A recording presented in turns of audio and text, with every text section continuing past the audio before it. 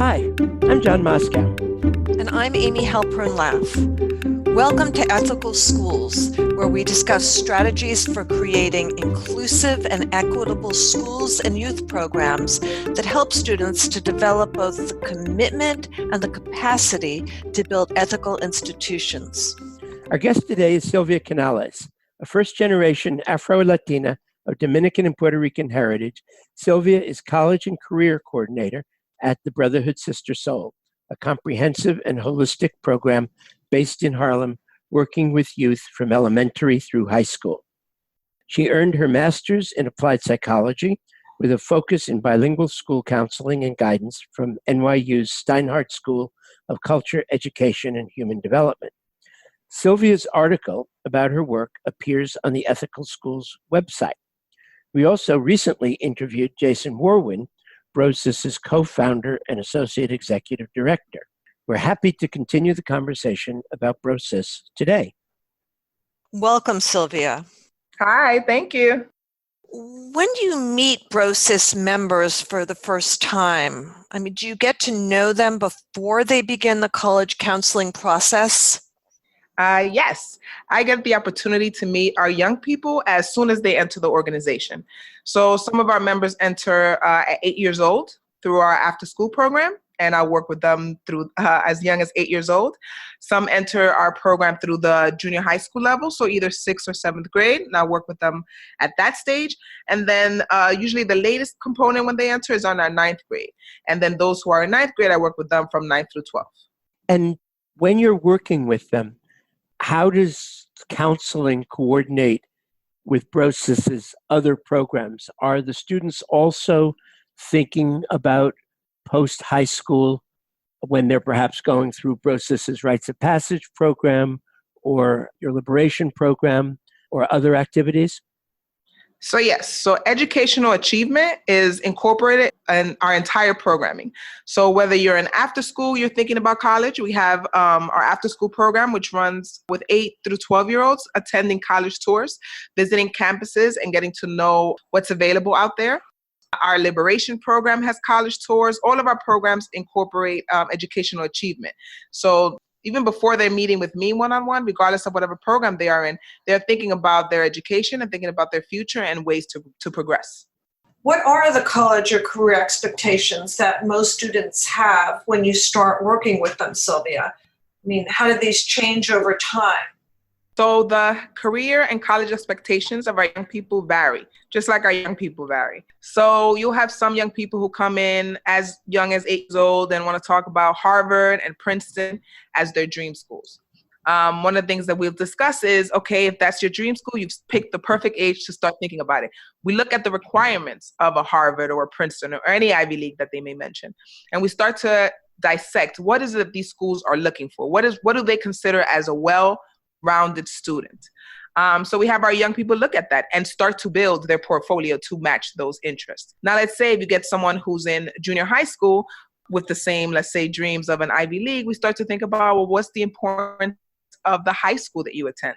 How do we ensure that the high school you're attending is providing a curriculum that's going to make you eligible for an Ivy League school? If we're talking to members who are already in high school in 9th grade, we start to dissect what does their transcript look like. If we're talking to them as early as 9th grade, which is the best time I feel if they're in high school, as soon as they start the process, is to talk to them about, now that you have a clean slate, that your transcript is blank, what do we want this transcript to look like to achieve whatever your dream school may be or your dream career, right?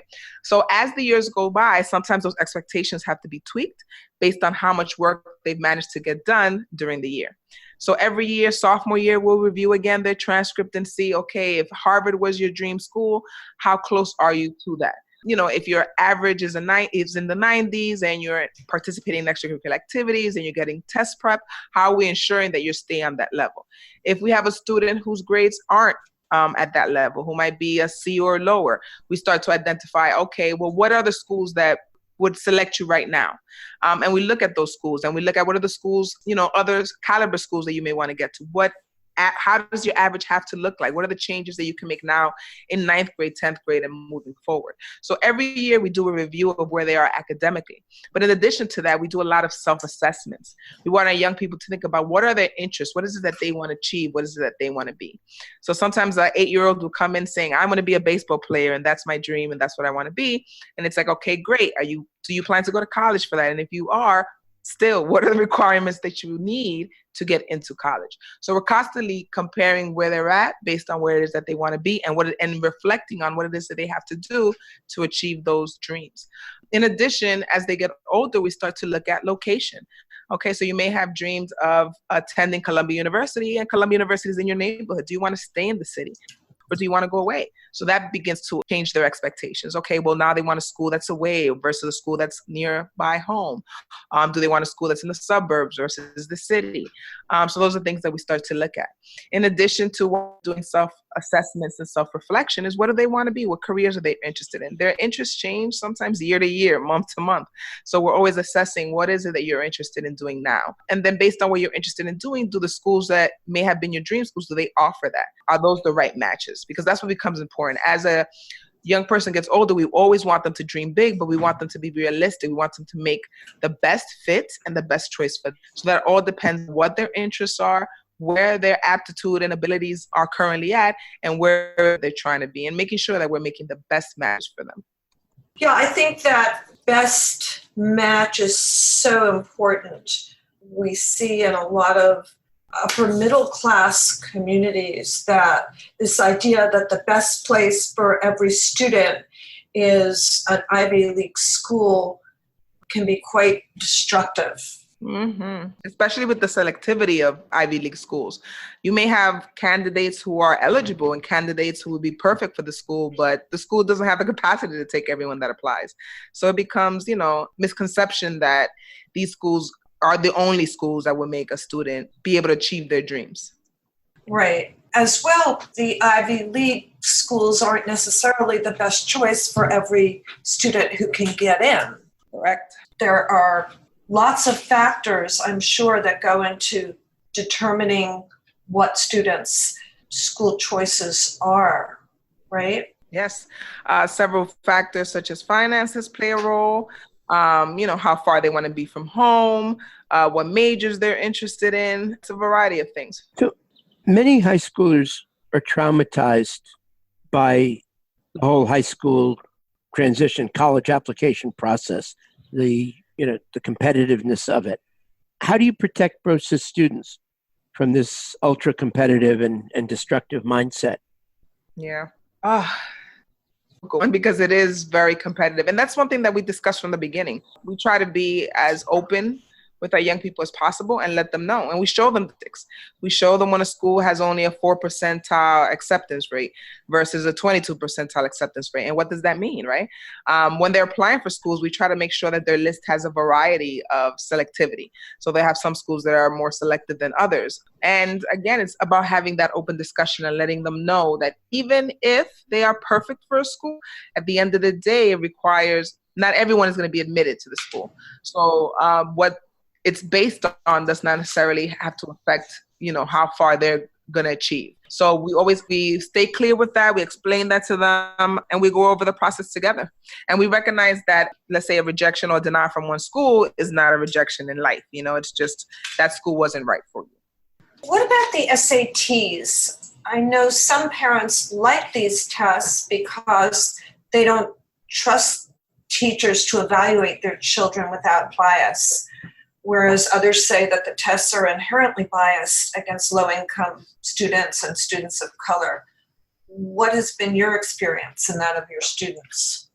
Yes, so we work predominantly with students of color and students from low-income backgrounds, and it has been a biased test for them. We have students who are high academically, high GPAs, and struggle with the tests. Things that we provide SAT prep as soon as possible. And also introducing the alternative. So many don't know about the ACT, but the ACT is another app test that is available for students. They fare better at that exam. I was going to ask you, do you find a difference between the ACT and the SAT in what it means for students or how they approach it or how successful they are? With the young people that we've worked with, I've analyzed scores, and a lot of them, those who do very well in the SAT, end up doing very well in the ACT. A lot of it is about test being prepared and about finding preparation as possible. And our young people, unfortunately, if they don't take advantage of the preparation that we as an organization offer, they have very limited opportunities to prep. So another thing that we've offered is an opportunity for young people to look at test optional schools. So there are a lot of universities out there who are opening up opportunities to apply without having to submit SAT scores or submitting them as an optional standard of admittance. So we have our young people look at those schools too as potentials, and they'd be very highly selective schools that don't necessarily weigh their admittance heavily on the SATs. How much support do most of your students receive from their high school college counselors, given counselors' workloads? How could high schools give more support to students in the application process? What would you like to see happening at the high school? At the high school level, I would love to see more support. Guidance counselors are overwhelmed. A lot of guidance counselors work with 9th through 12th, and every year our young people require a different type of assistance and a different type of support and different types of resources. And to ensure that each grade is getting what they deserve, every grade should have a different guidance counselor. Every grade should have a grade advisor or a college counselor that focuses on that grade. I think when they have so many students, a lot of students, if they're not proactive about knocking on the counselor's door, they're not going to be able to receive the support that they need. So our young people rely a lot on our organization and the counselors here because they recognize that their guidance counselors are, while they would love to, aren't always able to provide them with the one-on-one support that they need. So as an organization, we partner with our guidance counselors. We work with our guidance counselors to ensure that they are aware of the young people that we're working with, that we are aware of how our members are doing academically, that we are kept abreast of how, well they're doing in their classes and what support they may need, so that in addition to them, that we can find them additional tutoring or any academic services that they may need and require. But yes, ideally, the schools should provide much more supportive services because in addition to college counseling, it's only a part of the guidance that guidance counselors and social workers and support staff at schools can do. So the more personnel that they have, the more supportive our young people would have. But currently, if our young people are not knocking at the doors and waiting for that support, they're just not able to get it. So, yeah. Does race enter into students' decisions about college? Of course, yes. We talk about those issues from the get. When they're applying to schools, our members are aware of predominantly white institutions and how that would affect them. Because our young people come from low-income neighborhoods, the schools that they attend are usually predominantly filled with students of low income and students of color, which is going to be huge contrast from what they're going to see at a predominantly white institution. So that comes up. Definitely the senior year when they have decided what schools they're going to attend, whether it's a SUNY school or a private school, we talk about the percentages on campus. When we do college tours, that's one of the things that we make sure that they are observed and they're observant about. What support services are there for young people of color once they hit campus? Once they're on campus, where could they find support, whether it be with small groups, whether it be with teachers or professors? Where can they find that support that they need? HBCUs have been growing as an interest for many of our young people because they want to mirror that support of people of color when they're in higher ed. However, one of the struggles that our young people have seen is that while they are being admitted to the HBCUs, their financial packages are not as strong as they wish they were. And as the years go by, finances play a bigger and bigger role. College tuitions are going up, room and board are going up. A lot of cost of attendance is increasing. However, financial aid is not. Government grants are increasing very little. Parents are expected to take out bigger loans. Young people are expected to take out loans for every year. And that can be scary for many people, especially people coming from low income backgrounds who may not have savings to support them or collateral if they feel that they're taking out huge loans. So race plays a factor, but I think even income plays a bigger factor, or the finances play even a bigger factor. How does BroSys continue to support members once they're in college, especially if they're attending out of town? Yes. So while our members are away, we maintain contact on a semester basis. We send them love through care packages and notes, but also their direct program leaders are in touch with them constantly. So at the minimum, we try to speak with them twice a semester, at the beginning of semester, to make sure that they are stable and that everything is working well, that their financial aid is set. Sometimes in the middle of the semester, just to wish them well for midterms. And then definitely towards the ending of the semester, where we encourage them to send us their grades so that we can see how they're doing while they're away. And like I said, again, we send them love through care packages, let them know that we're thinking of them and them well. During their breaks, one of the things that the College Advisory Program is incorporating are alumni workshops. So we have our alumni coming back to discuss how it's been going on campus. What are some of the support services that they have taken advantage of? What are some of the things that they wish they would have taken more advantage of and will be once they return back to school? We also try to provide assistance and workshops that aren't necessarily offered at school. So we'll touch base on financial literacy, mental health, and just trying to ensure that the transition is a smooth one for our young people. Do most students feel they've made the right choice of college? What do you hear from them when they've come back to visit? That varies. You have some young people come back and say, I made a horrible choice. I made a terrible decision. I hate the campus that I'm on. One of the biggest complaints is the weather. A lot of our students attend SUNYs, which are upstate New York, and their winters are serious. So our young people complain about the weather, complain about, the neighborhoods that probably coming from New York City, such an overpopulated and busy town, to a place where they barely hear anything, or outside of campus, nothing is happening. So getting acclimated to the climate and the environment can be difficult. That's usually the number one complaint.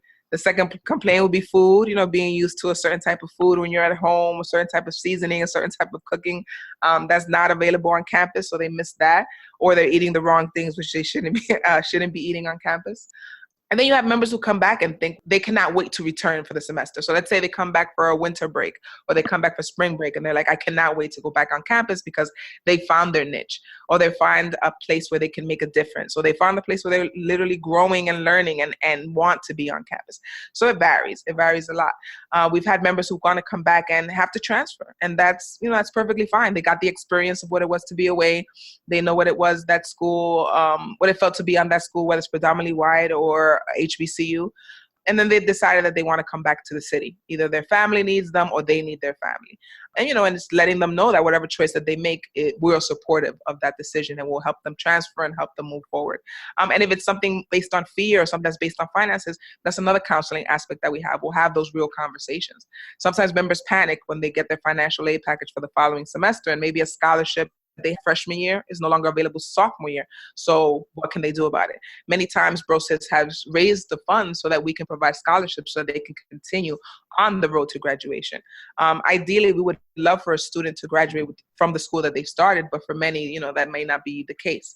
So while we do those semester and those quarterly check-ins, it's about making sure that they have the support that they require so that they can have not only a smooth transition, but a successful completion of college. Is there anything you'd like to add? Are there any, stories that stand out in your mind particularly that you'd like to share? I've been doing this work for such a long time. But one of the things that I think we're very blessed to have is a lot of success stories. Even though they all may look differently, we have a lot of success stories, and that is a blessing. I think of one of our most recent graduates who started off at a CUNY. She was so disappointed, did not want to go to CUNY, did not want to stay home. And it was just that conversation of, it's not where you start, it's where you finish, and we can encourage you to finish exactly where you want to be. So her dream school was to be at a SUNY, was to be at Newport to be exact.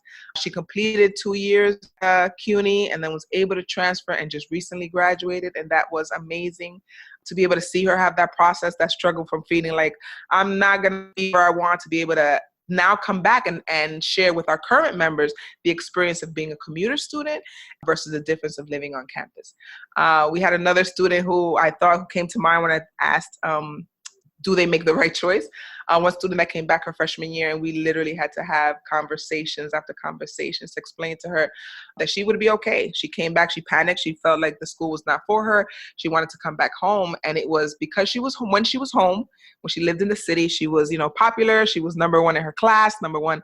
Everyone in her neighborhood knew her. Now she was at a huge institution where she felt like she was just a number. And it was just reminding her, like, this is just your first semester. You are just a freshman. You will find your people, you will find your environment, you will find a place where you'll thrive. And she's another one who just recently graduated from school after she had, after several semesters of convincing her, you can do it. And then we've had members who've gone out to private institutions and have struggled with race, have struggled with the gender. If they're a young woman who's interested in the sciences, have struggled now what it is to be, a minority, being already a minority, but then being a double minority when they're on campus, and successfully graduating, going on to grad school. So it's a challenge. It's definitely a challenge for our young people. And I feel that I'm blessed to be in a role where I can be supportive of them, and one of many people who support them, So to be able to let them know where we've been through, right? Because this is a situation that I had to come across. Being a first-generation American and the expectations of my parents, immigrants to this country, was I needed to graduate and I needed to go to college and I needed to be successful, but there was no blueprint. There was no one that I could ask. There was no advice that I could get. So to be able to be in a role right now where I have young people who are in that same boat, who want to be successful, or want to pursue certain things and have no idea how the system works, to be able to look back and reflect and know what's going on now, to be able to provide them that advice is definitely an honor. So thank you for allowing me to share a little bit about that. Thank you, Silvia. Thank you. And thank you, listeners, for joining us. Our website with articles and episodes is ethicalschools.org. We're on Facebook, Twitter @ethicalschools, and Instagram, Ethical Schools Podcast. Till next week.